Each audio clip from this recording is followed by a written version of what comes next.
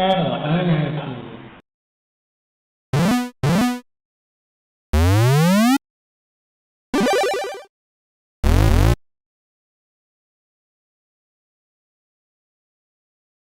So the mystery game today is Eliminator, which kind of makes you think that maybe we're going to be like taking out targets of some kind, maybe some kind of assassination sort of thing.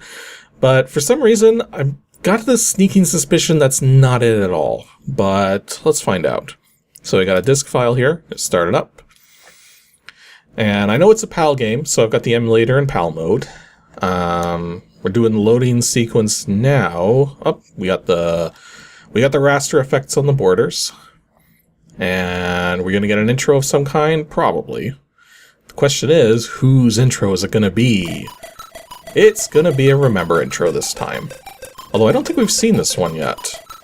I mean, so far the middle of the screen there is just simply talking about how it's better than a previous release. Okay, now it's getting into like greetings and stuff. And it also said there was documentation, so that means I don't have to look up a manual. So let's move on from here. Got the credits there. Yep, there's the documents. So, scenario. From underground there came a machine encircled by death that kills but cannot be killed. The Eliminator. A war machine whose solitary quest is to eradicate all forms of life, traveling from planet to planet, obliterating all in its path. It almost kind of sounds like the Doomsday Machine from Star Trek. Anyways, gameplay. Eliminator is a progressive shoot-'em-up set on a long, winding track. The objective of the game is to drive your vehicle through each stage, shooting everything in sight and negotiating destroying obstacles. Okay, so it's a driving/shooting game. Interesting. Down the left-hand side of the screen are 6 icons which represent your current weapons. From bottom to top, these are single-fire cannon, dual-fire cannon, bounce-fire cannon, side-fire cannon, air-fire cannon, and smart bomb. Now, this almost suggests to me, just the way these weapons are and the fact that they're laid out in this manner, that we're going to have a power-up system. It's not going to be similar to Gradius, but it's going to be more similar to like one of those upgrade style systems where you get an upgrade and now it goes down further in the list. Maybe?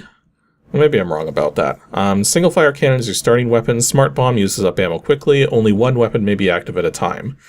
Or maybe it's like Gradius. I don't know. We're going to find out. That's interesting. I'm looking at the controls here and it looks like we can only move left and right. The up and down buttons cycle through the weapon systems. So that's interesting. So that means basically you can choose how much firepower you have, and then that effectively determines how much ammo you're using at the same time. That seems to be what I'm getting from what I've been reading in the instructions here. Okay, and that's about it. So let's get on with it here. So it's going to bring up the high score saver thing, or the trainers, or we're going to get the title screen first. Yeah, Eliminator doesn't really give me vibes of jet fighters or space fighters. But I mean, after reading this story, I kind of see where they're coming from here. You push a button, yeah, there we go. So let's do the reset on the high score so we don't have to worry about the trainers. And there we go. Hewson presents Eliminator.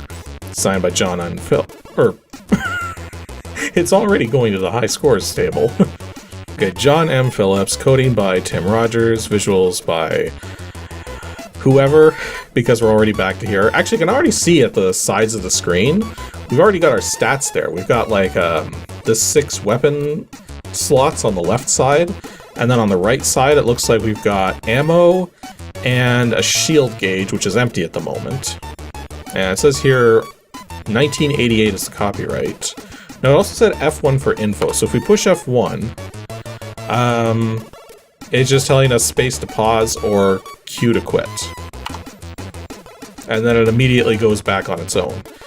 I know, the funny thing is, it's Q to quit, but that looks like an O character, just because of the way they did the font, but the actual O that they've done is more rounded on the corners.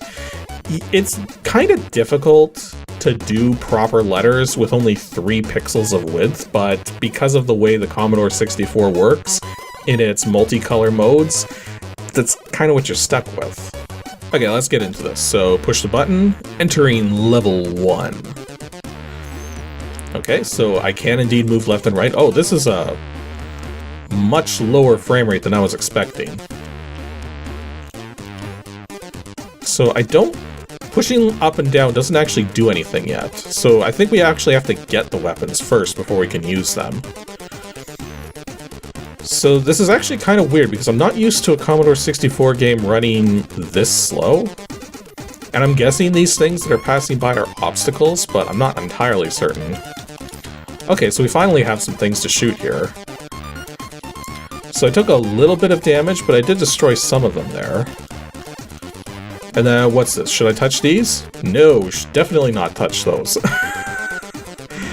Okay, so it's gonna take a bit to figure out what everything is, to know, like, what I can safely interact with and what I shouldn't.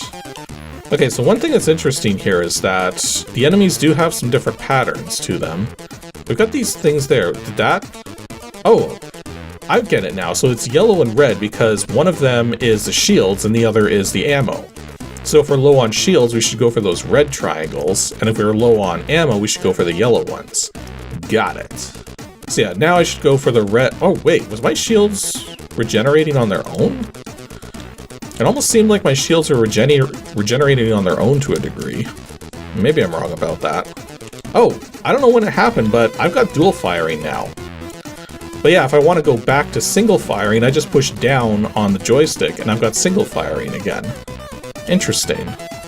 So this is actually still just stage 1. It seems there's a lot to this. And I remember from the instructions that extra lives are at 10,000 points, so I'm already a fifth of the way there. And I haven't really shot that many targets. Oh, the red power-up doesn't increase your shields, it actually gives you the next weapon. So now I've got the bouncing shots, which... they seem to also take some inertia from your movement, maybe? Oh, I shouldn't have done that. Okay, now that's interesting. Looking at the side of the screen, it looks like when I died, I lost one weapon power-up. Not all of them, but just one. So I'm back down to dual firing. Interesting. So another thing I should note here is that your controls are actually a little floaty. When you stop holding the button down, you still accelerate to the side a little bit. So there's a little bit of inertia to the movement. Plus it takes a bit to get up to speed, but it's not egregious. It's not so bad that you can't adapt to it. And yes, I just noticed my shields are slowly regenerating on their own. Interesting. And I also went off the screen for some reason. Oh, it's the end of the stage. Okay. So apparently it's giving me some bonus points for how much ammo and armor. Wait, it called it armor there. It's shields in the manual. Not to mention it looks like a shield symbol. Oh, but now we've got... Wait. You can't go into the water, but there was the stuff immediately in my path. Was I supposed to, like, shoot it out or something? I didn't think I'd be able to destroy, like, the flashing... Oh, I actually made a high score. I didn't think I was going to be able to destroy the flashing things, but I guess maybe you can? You have to try that. Okay, so we want to go for the red one here, because that'll give us the next weapon. So we're already up to dual firing, and we only just started the game, so that should give us a little bit of an edge. But I guess the question is now, can I shoot through the flashing things? So when I see some flashing obstacles show up again, I'm going to try to blast my way through them and see how that goes. Okay, there's some flashing obstacles. Let's see if we can... Oh, we can blast through them. So it's kind of weird. The flashing obstacles you can blast through, but you can't blast through the non-flashing obstacles. I mean, I kind of get what they're going for there, but it is a little weird. Okay, I just noticed with the bounce shot that each shot you take actually changes angle, so it like arcs back and forth as you're firing it. So yeah, if I do it right now, you can see it's arcing back and forth entirely on its own.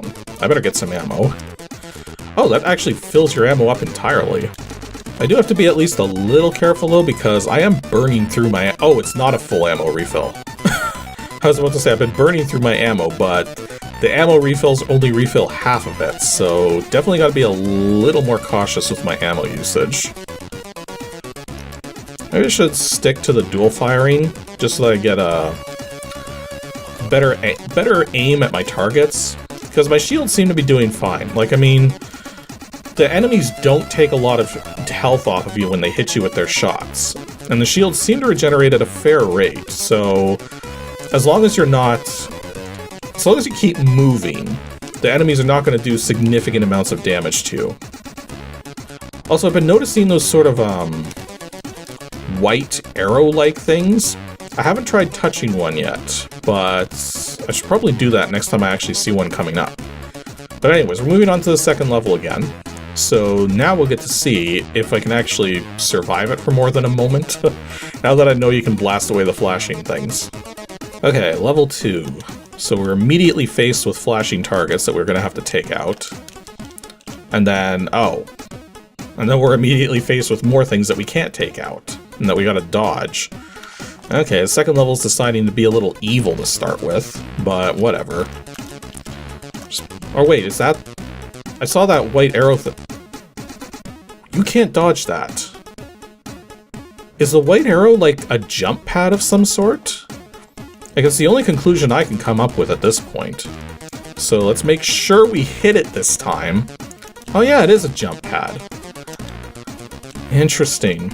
So because this level's got water on the side, it's going to make it incredibly important to hit those jumps. Okay, so there's a jump on both sides, so it seems like either way would have been fine for this. So my guess is that the level's not going to... Whoa. I forgot about the inertia thing. Yeah, if you're moving to one side and you have to move to the other side quickly, because of the inertia in your movement, it makes it a little difficult. Also, that's neat. It's actually remembering what initials I put in, and automatically put those initials in the next time, so I didn't have to cycle through them again. Although that might have been something that the cracking group put in. Okay, let's see what this fourth weapon power is. Oh, this is like a dual firing bounce shot. That's interesting. Although it also eats through ammo, so you gotta be a little more conservative with this one. Okay, so I've got the most powerful weapon now, but it doesn't seem to actually shoot anything? It, like, goes into the air. Why would I ever want to use that? Unless maybe later on there's targets that can only be shot when they're in the air or something? That seems weird. Why would you want a shot that just goes straight into the air? Well, one thing that's nice is you do get fully refilled when you go up to later stages. So you don't have to worry about running out of ammo if you're near the end of the stage. But yeah, we're on level 2 again, so let's see if we can make it at least a little further than last time. Just gotta remember that the way the inertia works, you gotta be really careful with things. Okay, and we actually have the smart bombs now. So let's see if we can actually put them to use. So got the smart bombs ready. And if I push the button... Oh yeah, it uses a ton of ammo, but it destroys everything that can be destroyed. So that's nice and handy, but also really expensive. So probably not worth using very often. And unless you're like in a real dire situation, you really need things gone, no matter what the ammo cost. But then you also have to have the ammo to use it.